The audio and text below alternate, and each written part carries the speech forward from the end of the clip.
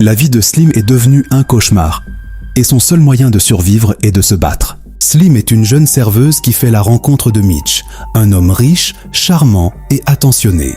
Très vite, ils tombent amoureux, se marient et donnent naissance à une petite fille nommée Gracie.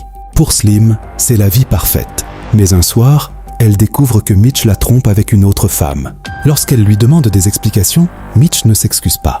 Au contraire, il lui dit qu'il continuera à voir d'autres femmes et que c'est elle qui doit l'accepter. Slim n'est pas d'accord. Alors, devant leur fille, Mitch la frappe violemment.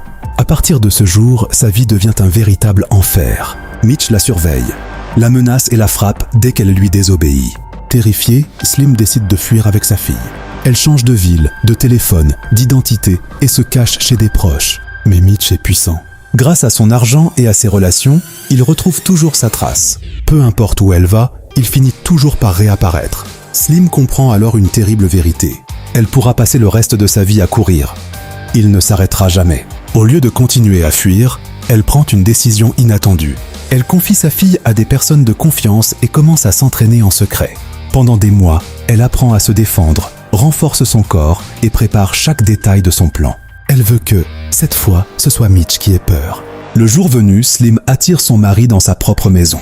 Avant qu'il puisse appeler à l'aide ou s'enfuir, elle coupe le téléphone et l'empêche de sortir. Mitch pense qu'elle est encore la femme fragile qu'il pouvait frapper sans conséquence. Mais il se trompe. Un combat d'une extrême violence éclate. Cette fois, Slim rend coup pour coup. Après des années de peur et de souffrance, elle prend enfin le dessus. Mitch chute du balcon et meurt. Pour la première fois depuis très longtemps, Slim et sa fille sont enfin libres. Elle comprend qu'elle n'a pas gagné parce qu'elle était plus forte que lui. Elle a gagné parce qu'elle a refusé de vivre toute sa vie dans la peur. Et toi ? Jusqu'où serais-tu prêt à aller pour protéger ton enfant et retrouver ta liberté ? Dis-moi en commentaire.